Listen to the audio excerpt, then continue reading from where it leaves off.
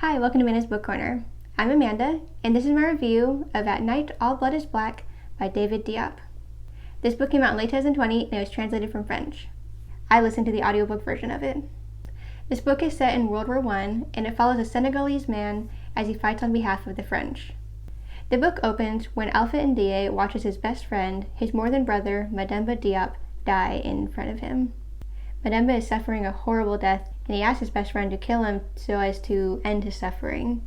But Alpha Ndiaye is not able to do it. And after this, he is haunted and overcome by grief and guilt, and he rapidly descends into a sort of madness. During that scene where his friend dies, he fixates on the fact that Mademba Diop is holding his guts, as he says, his guts that are falling out of his body. He's holding them with his right hand, and I feel like he really fixates on this because after this, he ends up seeking revenge by going out after they are called back from war each night. He goes out and he finds a soldier to kill, and he ends up cutting off their right hand. This seems to be a symbolic thing, really representing what happened with his best friend as he lay dying. So this is definitely a kind of tough book and not for the faint of heart, but it's also really interesting how it's written.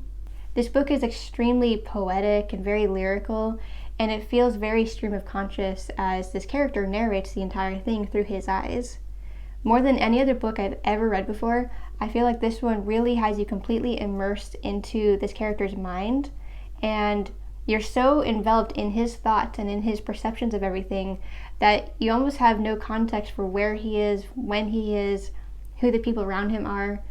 I feel like this is a book where the setting almost completely disappears and the other characters almost completely disappear because you're so completely enveloped in this guy's mind. He has a very strong perception, and you can just feel his madness growing as the book continues. Something that really struck me about this book, and that actually adds to what I was just saying, is how repetitive it is. Multiple times per chapter, the character says the phrases, "I know," "I understand," as well as the phrase, "God's truth." He peppers almost every sentence with these phrases, and yes, it's very repetitive, but I think it also really adds to his character, his perception, his mental state during this. And it also adds to that very poetic and lyrical quality that I was talking about.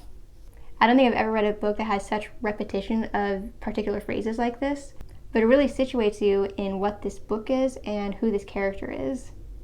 For about the first third of the first half of the book, you're really watching as this character starts chopping off these people's hands and how he goes from being revered by his fellow soldiers to being feared by them.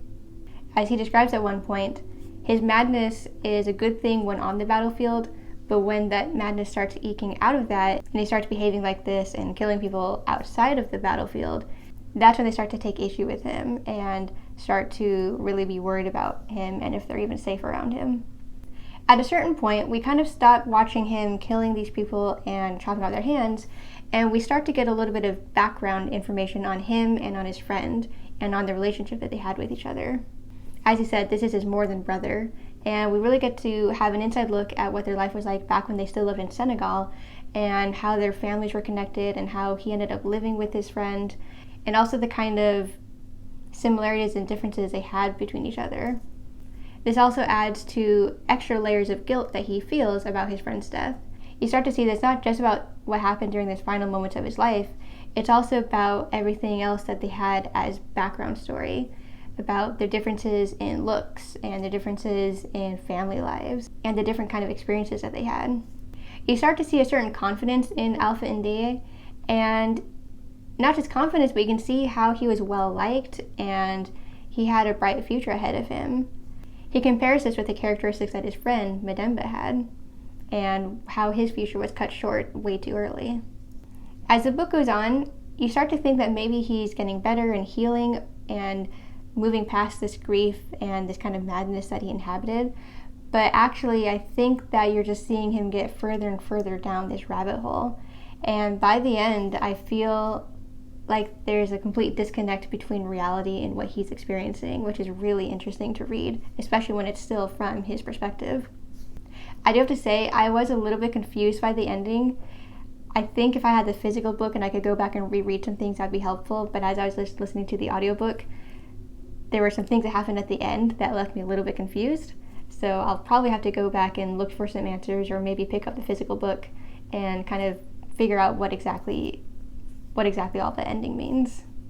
I don't often read books about war, and I don't really like to read about soldiers and kind of these more like fighting and grief kind of topics. They're just not something I'm usually drawn to. But this book I found really fascinating. It was amazingly written. I can see why this book has won awards. It completely deserves them. It's definitely a different experience than any book I've ever read. And if you're prepared to really go into the mind of someone who is kind of losing their mind, it's a really fascinating read. So although it has difficult themes, and you might want to look at some trigger warnings, although it's not the kind of book I would normally read, I really ended up loving it, and I gave it 5 stars. So I hope you enjoyed this book review video. If you did, please like, comment, and subscribe. And to make sure you don't miss any more of my videos, please ring the bell to get all my notifications. I put out about 2 to 3 book review videos like this one every week, as well as 1 to 2 other videos every week. So thanks for watching this video, and I hope to see you in the next one. Bye!